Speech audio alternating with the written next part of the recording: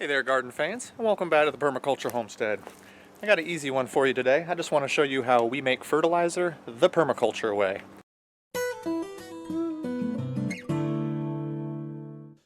We've gotten quite a bit of rain here lately. I've diverted some water into my fertilizer drum, and I've added some Comfrey to the mix here. Comfrey has a pretty good NPK ratio. They say it's like barnyard manure, but I'm not happy with just the Comfrey. I'm also going to add a secret ingredient here. Oh yeah. I'm going to go ahead and add a little rabbit manure to the mix too.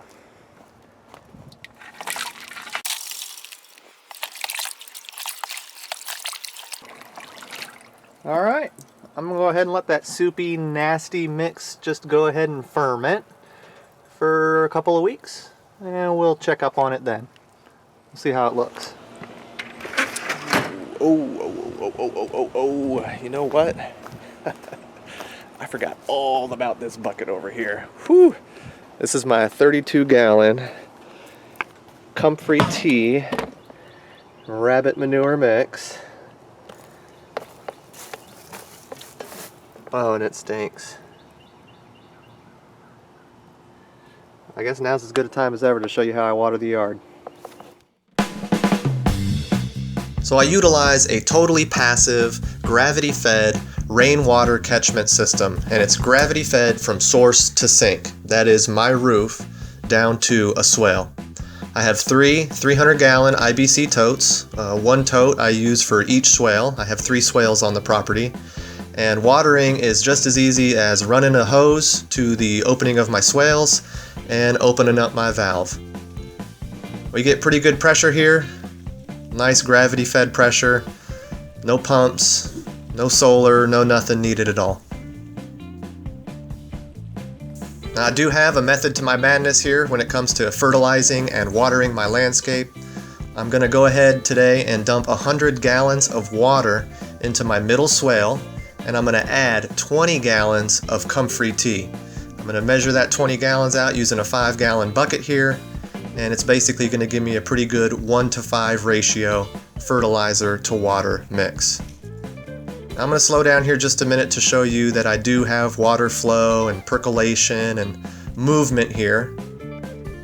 So you can see I'm kind of playing water aikido basically. I'm slowing, spreading, and sinking water across a landscape instead of dumping a whole bunch of water onto each of my plants. I've learned that by watering this way, I don't overwhelm the root systems of my trees by dumping a whole bunch of water directly at the base. This gives the tree an opportunity to stretch out its roots and reach for the nutrient source that is nearby. Water flows downhill, and the lens of water is actually being made underneath the soil surface. I get much more consistent watering this way, I found, throughout the landscape. It makes it easier to water a whole bunch of trees. On the back side of this swale, I have 5 fruit trees: a pawpaw, a peach, a persimmon, a mulberry, some moringa, and a fig. And they all have different watering needs, and their roots are going to stretch according to what they need. I have a blackberry patch on the uphill side. The blackberries themselves have been reaching out for the water, I've found. It makes it easy to pull up suckers and really just pot on some blackberries for a later time. I'm going to slow down one more time here just to show you this water flow. It's pretty nice and peaceful to hang out here and watch water flowing across my landscape like this. Once again, a very passive, slow-flowing water catchment system, and a very easy way to water my entire landscape. I don't waste a lot of time out here. In fact, this whole process probably took me about 30 minutes total. So I've hit my 100 gallons of water. I'm going to shut off my valve now, and that's about it. I'm going to end here with a time lapse of the water sinking into the landscape. I've now slowed it from going downhill. I've spread it across the landscape, and now it's just going to slowly seep into and downhill of the landscape. The following shot is at 16x speed, and this water soaked into the landscape in about 5 minutes. That's it for today, garden fans. I appreciate you hanging out and watching my water harvesting and comfrey tea making adventure.